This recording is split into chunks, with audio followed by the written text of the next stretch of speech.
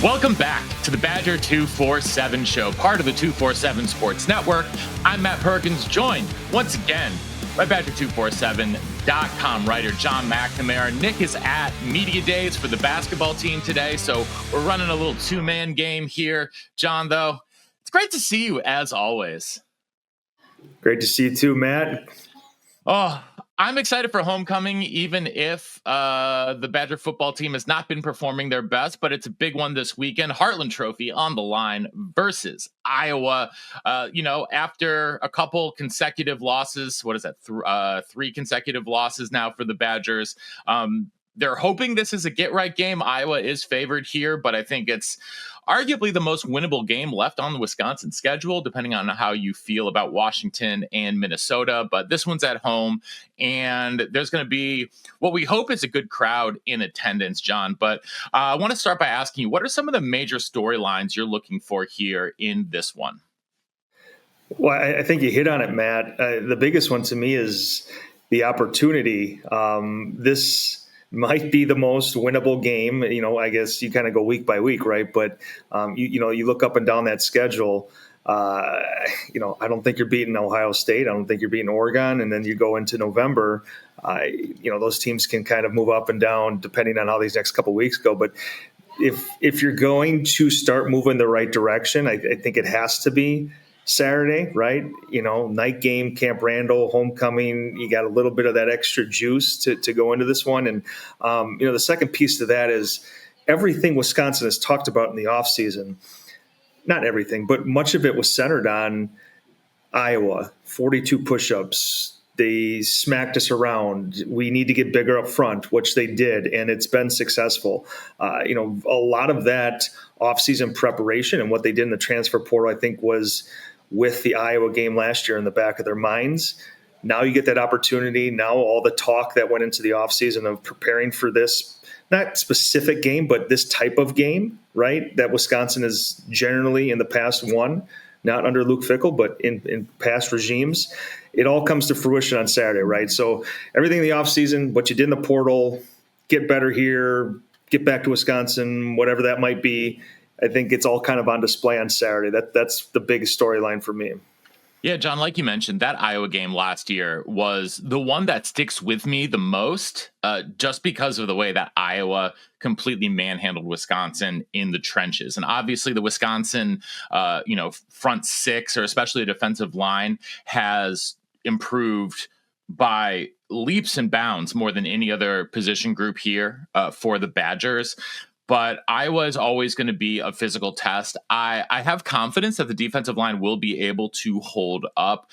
And I think that Iowa's passing attack with Gronowski at quarterback is, definitely not what they saw against Ty Simpson, definitely not what they saw against Malik Washington, not even what they saw against Bryce Underwood, And so, yes, I know Mark Gronowski has won more college football games than anyone else in history if you add his FCS level wins under there. But I still think that Wisconsin can do enough in the run game to make Iowa at least more of a one-dimensional team in terms of forcing them to pass. On the flip side, though, I think that Wisconsin, for me, what I'm going to be watching for is the offensive line. And it's been kind of the offensive line most of the season so far, but it has been a struggle to get any consistent push up front. And what I need to see from Wisconsin here in this one is an offensive line that is actually able to create holes for running backs so they're not getting touched in the backfield at the line of scrimmage. Let Dylan Jones get a little bit downhill. We know once he gets ahead of steam, he can be very dangerous in the open field, but he just hasn't had the chance to do that yet.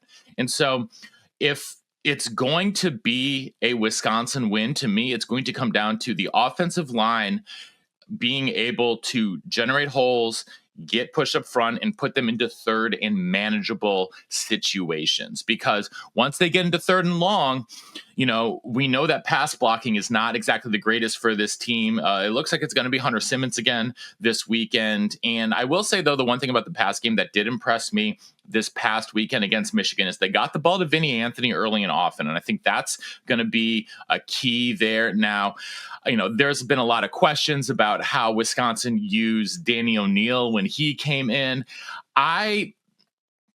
I don't want to say hope, but I think that if Wisconsin's going to have a consistent offense, they need to just leave Simmons out there and let him run the offense and let him, because he seemed more comfortable as a passer, much more comfortable as a passer than Danny O'Neal. He has chemistry with Vinny. We saw him throw a couple of nice balls, but really stack for a first down in there. And I think that if Wisconsin is going to win, they're going to need to rely, on his arm a little bit. And in order to do that, I think you just got to let him get in the rhythm of the game. Yeah, I definitely agree with a lot of that stuff on offense. And, the stuff with Danny O'Neal seemed to be very scripted, right? I mean, you come in with maybe 15 plays scripted and, with that first drive, they're rolling. And then Danny O'Neal comes in, and that's not a knock on O'Neal, but it just seemed odd with the way that things were going where, Jeff Grimes, maybe he wasn't able to deviate from that. Maybe it was a very strict, this is our first 15, this is how it's going to look, regardless of.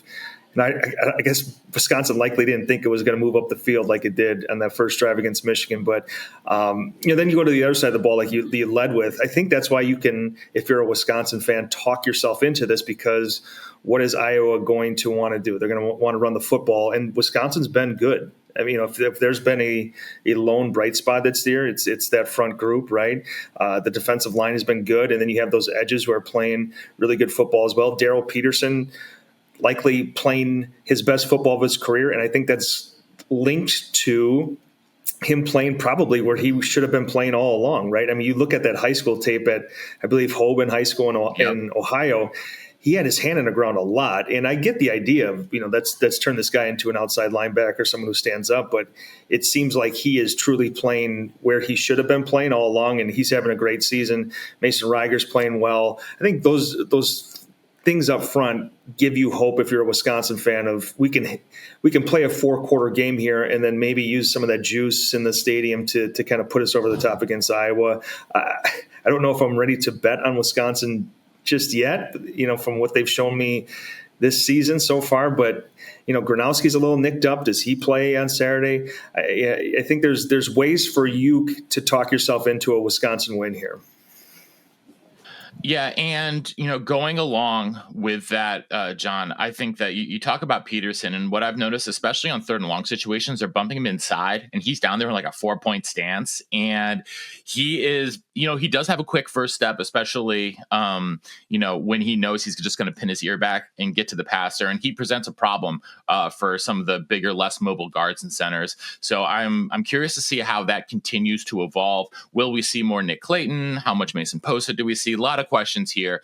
But I also think that another big storyline here for Wisconsin is the visitors. There's a lot of visitors coming in for recruiting classes, a lot of 27s, a bunch of committed 26s, and one uncommitted 26 in Yahya Gaad, I think he's still coming, John, right? Am I completely off base here? Okay, sorry. Nope. You gave me the face. I was like, something had happened. I was like, oh my God, I read that this morning that he was coming. So I was like, unless something has changed in the last 2 hours.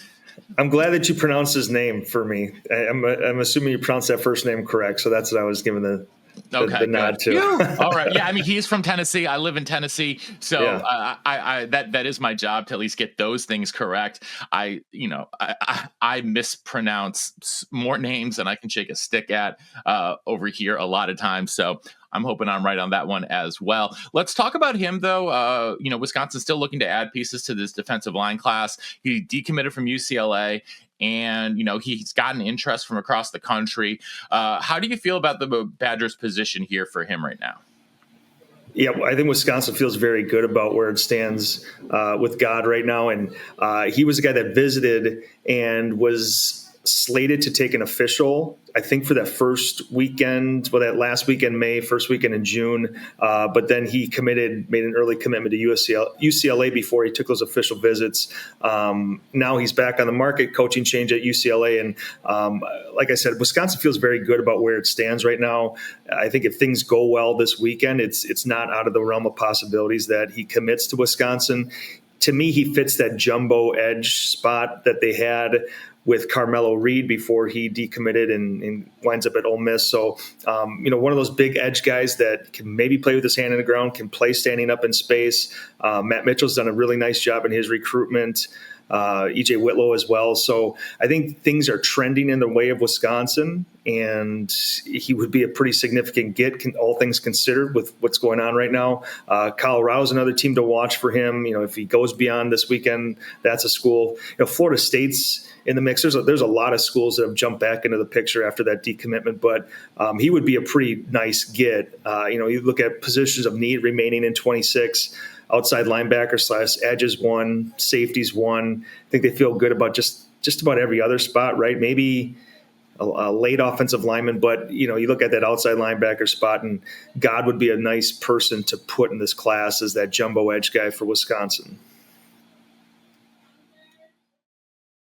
Yeah, I think that like you mentioned, it's really important to add an edge to this class. And I also think it's interesting that him and DJ Ba are coming the same weekend. We know Ba's been committed, but he's also taken some other visits, getting a lot of, notable, offers and whatnot. But they're both Tennessee guys. I think Wisconsin has been trying to build a little bit of more of a pipeline to the south. Tennessee, Georgia, everyone, obviously Latimer's the big name, but they've been attacking the south a little bit more, which, if they're going to compete nationally, that's going to be important, because we know a lot of the top prospects in the country come from my neck of the woods and south. So I think that it is, going to be important for them to wrap him up because of positional need and just to continue to get more of a pipeline here in the south. Flipping to the 27s, though, we've got a ton of different, a ton of different players, a ton of different positions coming in for class of 2027 visitors. Some longtime targets. You look at like a Caleb Cooper from Charlotte, but then also some other really interesting names here. I'm very curious about Cooper Onmacht out of Kansas. I think he's someone who has some real athleticism and some real upside. He's a 247 top 250 player. Kyler Kuhn from Kansas City, he's a top 200 player as well on the offensive line. So I think that there are some names that really stick out here for me, John. But for you, who's out of these 27s that will be coming this weekend are you really keeping an eye on? Yeah, I mean, it's a really intriguing group of guys, Matt. And, you mentioned a few. Kuhn would definitely be one, and I would want to touch on as well. We talk a lot about the in-state group in that 27 class from inside the state, the offensive lineman. Kuhn's kind of that top national guy. There's a few others, right? But he is one of those national guys that you'd like to add to that offensive line class. I think he was up there for the barbecue in July or late June, and get my weekends mixed up, but someone that they've identified pretty early, have got on campus before, now having a chance to get up again this weekend. Amare Patterson, from three-star receiver from South Carolina, not really a place that Wisconsin often goes to. I think Caleb Kinlaw was maybe the last and maybe the first guy that Wisconsin got from that state. That's kind of a blast from the past name. It's very much a blast from the past name. Yeah, I don't know. I just pulled that out right on the top of my head there, man. So yeah, I mean, not a place Wisconsin generally goes, but that's kind of maybe the recruiting impact that a guy like Jordan Reed has. He can go into those areas and get guys up here and for unofficial visits. A couple kids from Illinois, Tommy Riordan and Chris Kasky, two edge guys that have both been on campus before. I think Riordan picked up an offer from Wisconsin during a camp stop. Khalil Rayner, cornerback from Virginia, who Wisconsin's doing a really nice job early on for. And then someone that didn't have an offer that maybe doesn't get it this weekend, but certainly is high atop Wisconsin's board, Nehemiah Ombati. He camped at Wisconsin, one of the camps that I was able to attend, took home D-line honors there. I thought he was really, really impressive. So I'm not saying that I expect an offer, but if one did come to him, certainly wouldn't be surprising. Then I do, want to hit on a couple basketball guys as well, because Wisconsin's going to have a few up there. Ty Schlegel, a 27 kid from Minnesota. Boubacar An, another 27 from Minnesota as well. Jalen Brown from inside the state. Nick's written about these guys a lot. Deuce McDuffie, getting those in-state guys back up. And then they will have an official visitor. I wish you could pronounce his name, Matt, because I'm not going to be able to. Dominikas Dubarius. another kid that's kind of continuing that international flavor for Wisconsin. He's a big man coming over for his official visit to Wisconsin. I think he's going to see a few other schools while he's obviously in the country. So Greg Gaad is still kind of plugging away on that recruiting front. I know that, like I said, we've talked a lot about in-state guys, both in that 27 class, both football and basketball. Be very interesting to see what both programs are able to do, and maybe one of the best, dual football basketball classes that the state's produced in quite a while. Yeah, it seems like, especially these 27s for basketball, tons of national attention. Like this is one of the best classes in the history of the state to come out on paper, at least right now. And so keeping a couple of those guys in state is going to be huge. We know some of these guys are going to end up at like some real blue bloods, but if Wisconsin can keep 2, maybe 3 of these guys home, I think that's going to go a long way. Greg Gaad has been doing a really effective job. We talked about this last week, right? He's been doing a really effective job in the portal and changing his team and changing his style to meet the talent and producing results. Now, that hasn't led to, the Elite Eights, the Final Fours that fans want, but it's produced some really good regular seasons. It's produced at least a feeling amongst the fan base that the team is headed in the right direction. And I think that Gaad and company need to keep that up. I'm excited to see, what the Brad Davison effect is. Obviously, losing Kirk Penny is going to be a blow to some of the recruiting and stuff like that, because he really connected with guys and he really had a good pulse of what's going on in the college basketball landscape. But Davison brings energy. We know he's gonna do the proverbial slap in the court on defense, and he's gonna be a pest, gonna be in these guys' ears. Yeah, I think that's what Greg likely had in mind, right? When he brings on a guy like Brad Davison. Obviously, the coaching experience isn't there, right? Especially compared to a guy like Kirk Penny. The playing experience, the kind of the coaching experience, the ties that he had overseas. I think you bring a guy like Brad in, and initially you expect that recruiting bite that he's going to have, and I think you're going to let him loose right this weekend as he gets a chance to interact with those in-state guys, guys from Minnesota. Obviously, Brad's from Minnesota, so that's another way to kind of continue that pipeline there. And I don't know that anyone's going to speak about the Wisconsin program as highly as Brad, or maybe as effectively as Brad. Obviously, got some guys on the staff like Krabbenhoff, Sharif Chambliss, who have walked down that same path before. But I think that when Greg made that call, it's for a weekend like Saturday where he can get around those guys, be in their ear, start to build those relationships. I think Brad will be great at that. Now, how much that produces kind of remains to be seen. But like you talked about, Matt, if you could pick off 1 or 2 guys in that 27 class from inside the state, that'd be pretty significant. I think Wisconsin has not necessarily prioritized, but I think that when you're talking about a limited amount of money that you're able to allocate, a lot of that has gone on the transfer portal, and they have certainly spent well there. Maybe spending as well and as efficiently as just about any school in the country. But when you have that type of talent in your backyard in 27, you're going to attack that, and they certainly have. And I've liked the offers that they put out. I'd probably offer the Knipple kid as well. He'd be maybe my next one from inside the state, but there's a lot to choose from there. And like you said, Matt, again, I think if you get 1 or 2 from the state, that'd be huge in that 27 class. Definitely. Well, 27 class in football also has a lot of big prominent names, especially on the offensive line, like we've talked about. A couple big games this weekend in Wisconsin high school football. Let's start with 2 of those names, the Mallinger twins. Sussex Hamilton still undefeated, taking on Arrowhead this weekend. John, I know you've got your eye on that game. Without a doubt. Two teams have 1 loss right now. Had a chance to see both teams play earlier this year. Pretty big showdown. 2 teams that, depending on where you look, just probably about everywhere, 2 top 10 teams at Division I field. Hamilton, like you said, Matt, led by those Mallinger twins.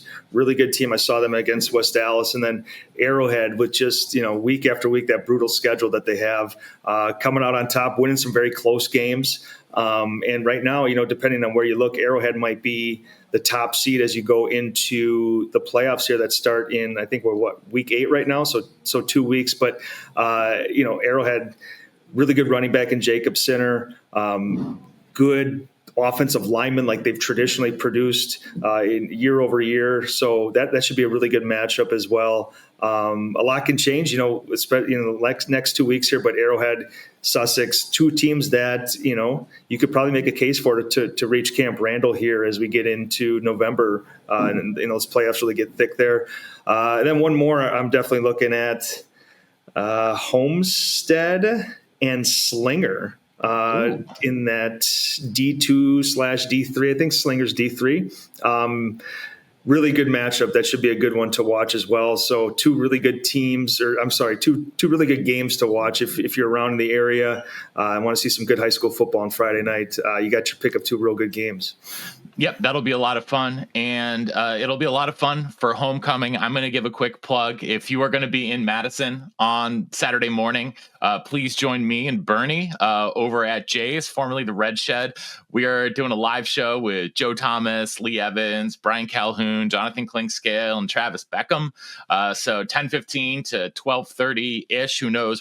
Probably going to go for about 2 hours. Should be a lot of fun to get your homecoming day started off with a bang. So we hope that you'll join us there, and we appreciate everyone for joining us here on the Badger247 show. Make sure you're subscribed to Badger247.com for all of the best news, information, message boards, writing, anywhere in the Badgerverse. We'll be back again next week. Nick will be back with us talking more football, more recruiting, more basketball, more high school football, and all of that good stuff. So again, appreciate everyone tuning in here to the Badger247 show. And until next time, we'll see you on the boards.